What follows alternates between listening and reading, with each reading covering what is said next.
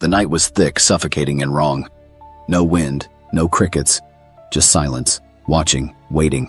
Joyce stood frozen in her driveway, the yellow glow of the porch light barely pushing back the darkness. Then from the trees something moved, heavy, deliberate, and when she called out, it answered, with a growl. She was 17 that summer, caught between the world of childhood and the uncertain expanse of adulthood.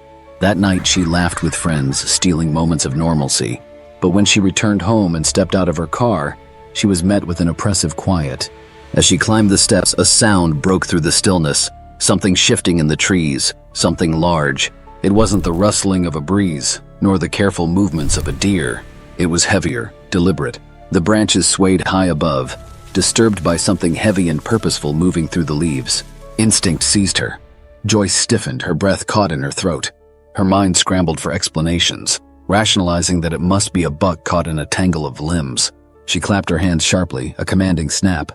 Get out of here! A deep, guttural growl answered.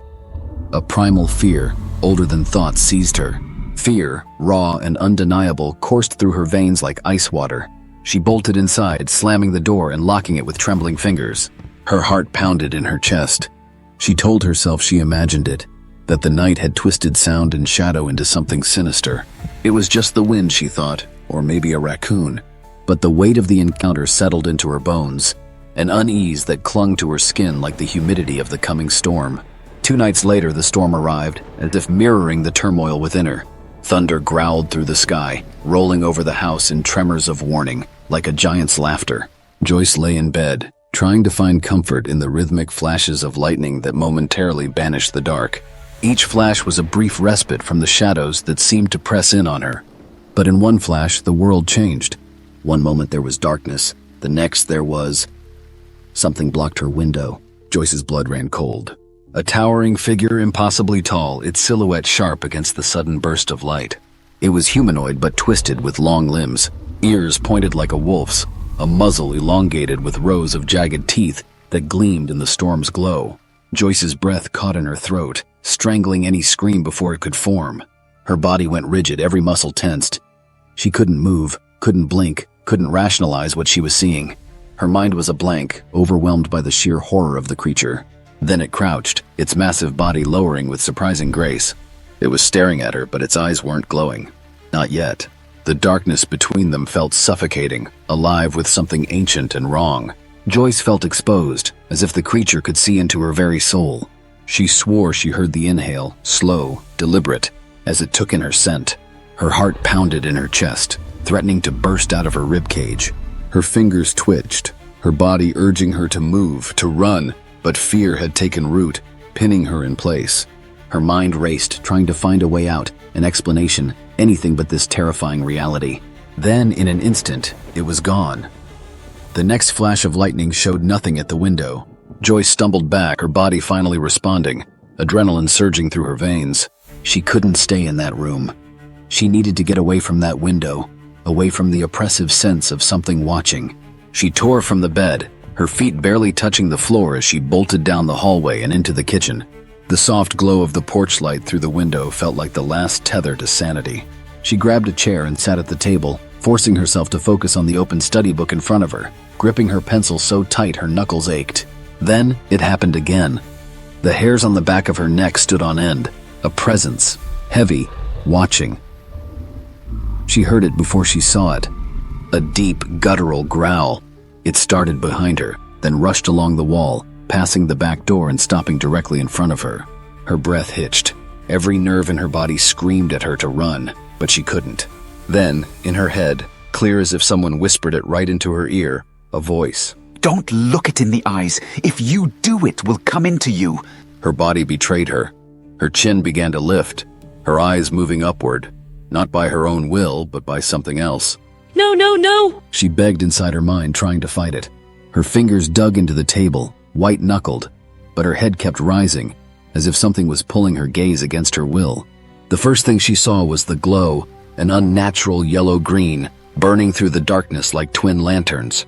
The next flash of lightning showed its hand, and Joyce wished she could unsee it. Clawed fingers, elongated and unnatural, reaching up to the window frame, dragging black talons against the wood with a deliberate slowness. testing its strength. Joyce's stomach churned with nausea. Her breath came in short gasps, her chest tight with terror. She wanted to scream, but no sound came out. Then the storm answered her unspoken prayer, and a wave of gratitude washed over her. A bolt of lightning struck a nearby tree, illuminating the beast in full. Its fur was thick and black, its snout twisted into a silent snarl. Joyce's mind reeled at the sight of it. The glow in its eyes intensified. The pull became stronger. Her fingers trembled as she fought to look away, to break free from its grip. Then, something in her snapped. She tore from the kitchen, flinging herself onto the couch in the living room, where the soft glow of the porch light felt like the last tether to sanity. She clung to it, as if it could protect her from the horrors of the night. But she knew the truth. It was still out there, waiting, and it wasn't done with her yet. Her father dismissed her terror in the morning, blaming stress and exhaustion. Joyce wanted to scream at him, to shake him until he understood, but she knew it was pointless. But Joyce knew the truth, and she wouldn't let anyone dismiss it. The claw marks on the window frame, deep and deliberate, were no dream. Joyce shuddered at the thought of the creature's claws so close to her. The fear of night became a sickness in her veins, poisoning her thoughts and making her dread the coming darkness. She abandoned her room, choosing instead to study in the kitchen, where the windows were too high for anyone to peer inside. Maybe, she thought, she could find some sense of safety there. The house remained silent, offering her no assurance of safety, only the illusion of it. Joyce felt as if she were being watched, even in the supposed safety of her own home. Then she broke. She couldn't do it anymore. She grabbed the phone and dialed the number she had always hesitated to call. Can you come get me before dark? Her voice shook. Her boyfriend agreed, sensing something was wrong but not prying. When she climbed into his car, he glanced at her with quiet concern. You're breaking up with me, aren't you?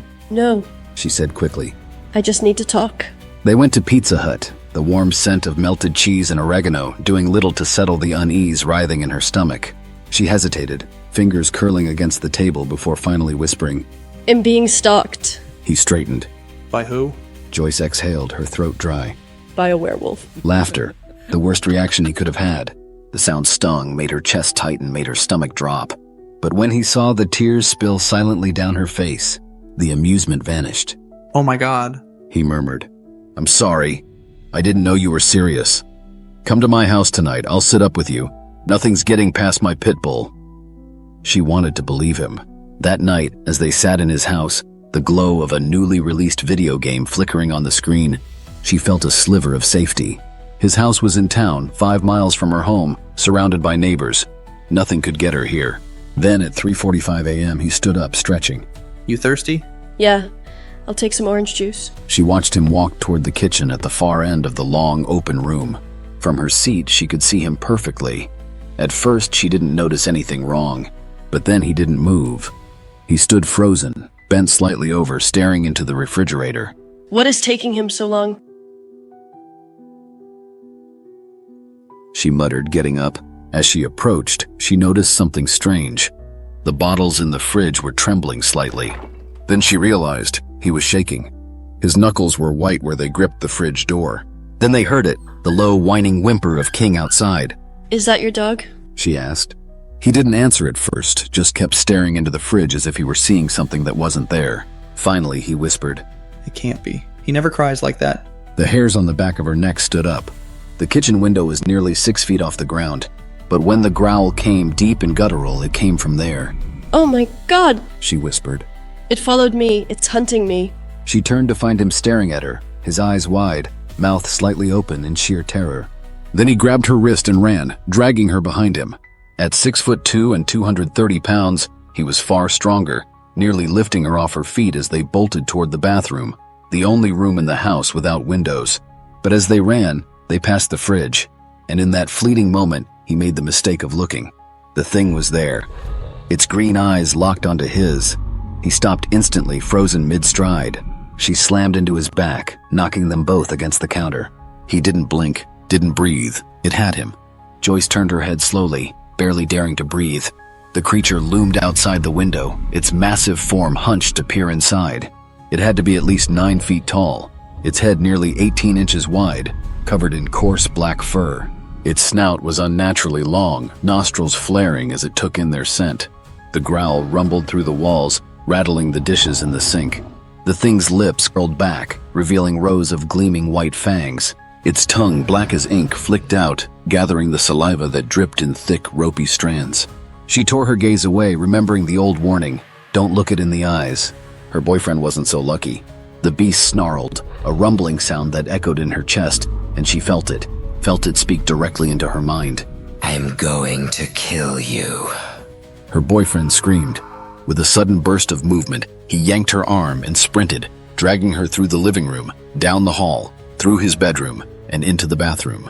They slammed the door, locking themselves in as the beast let out a roar that shook the house. Outside, King yelped. Joyce buried her face in her hands as the sound of a fight erupted outside. But the fight didn't last long. The snarling turned into high-pitched whines, then silence. Her boyfriend was shaking violently, his hands clutching his head. Oh my god, it's killing my dog. It's killing my best friend. The beast roared again, this time in triumph. Then came the scratching, slow, deliberate clawing along the siding of the house. It was toying with them, savoring their fear. And just when they thought it was over, the police sirens came. The beast vanished, but it left its mark. Blood painted the walls outside, deep claw marks etched into wood. The back of the house had been torn into, exposing the wooden framework beneath. One of the supporting beams was cracked, splintered from the sheer force of the attack. Had the police arrived just minutes later, it would have been inside. They found King in pieces. His right front leg had been torn clean off. His back left leg was missing. A massive hole had been carved through his torso. His head was flung several feet away, discarded like trash. Blood wasn't just splattered. It was painted across the back wall, streaked in horrific patterns as if the creature had swung his body in the air for the sheer pleasure of it. Her boyfriend fell to his knees, his breath ragged sobs. She turned away, unable to look, bile rising in her throat. No officer wrote a report. They refused to. One of them simply muttered, "You need to leave this place." The house was in ruins. Blood splattered across the exterior, the aftermath of a massacre. The doorframe had been torn apart, and the damage to the back of the house showed just how close it had been to breaking through. They knew that if the police weren't going to acknowledge it, there was no hope of an explanation. Her boyfriend never recovered. In the weeks that followed, he refused to speak of it. He was distant, hollowed out by the terror that had shattered his world. When Joyce passed her nursing exam, he barely acknowledged it. Then one day, he simply said, I can't be with you. Every time I see you, I see my dog. I see that thing. She didn't argue. She just nodded. It makes sense it would cost me my best friend too. Weeks passed without a word between them. Then one night, out of nowhere, he called. I can't do this alone. He admitted. I keep thinking it's out there watching. Hunting. She didn't hesitate. Come get me. We'll figure it out. That night, they drove with no destination, just an unspoken need to be anywhere but alone. The road stretched endlessly before them, headlights cutting through the darkness. They crossed the state line into Oklahoma, hoping distance would somehow dull the memories.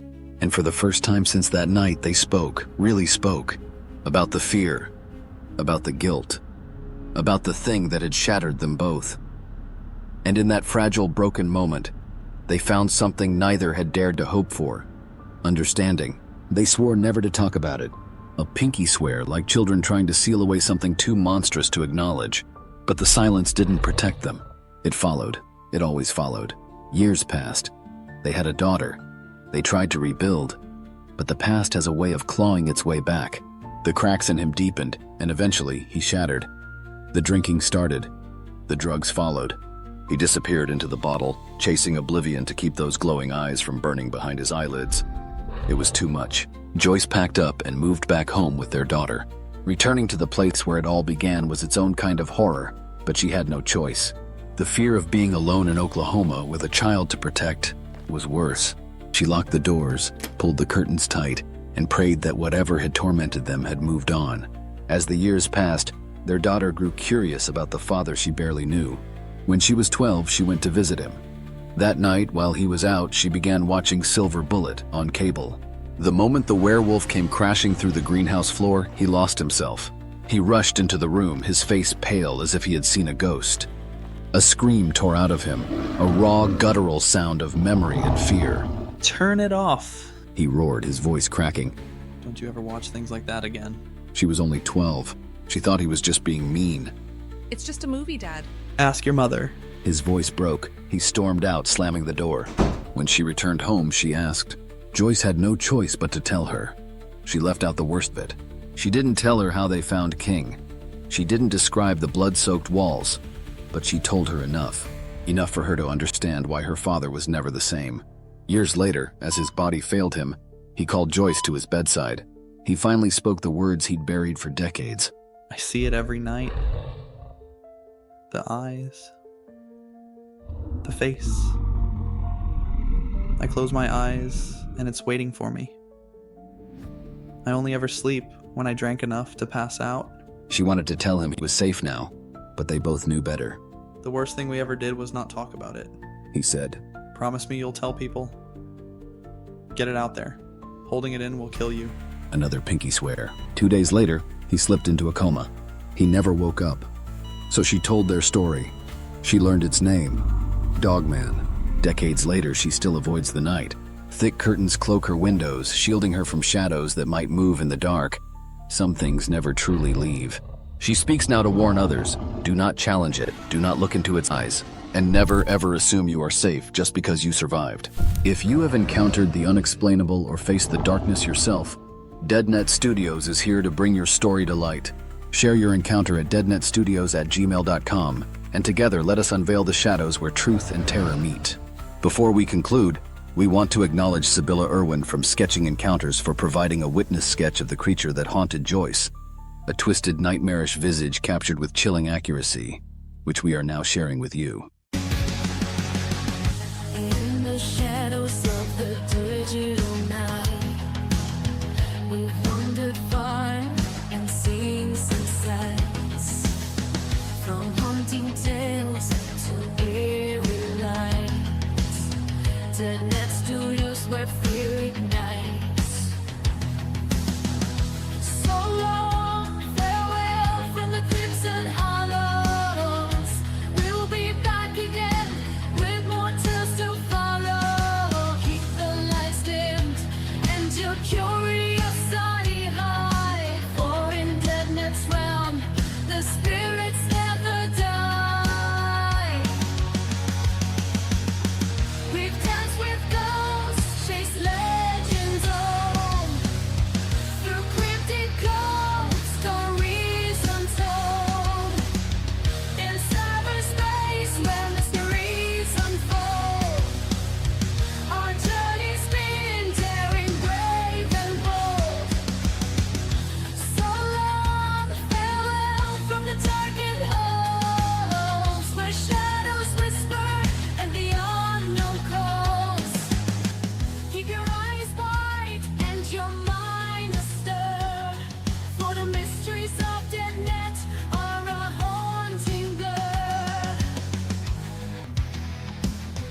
In the world of strange and the unexplained, we find our stories wildly untamed.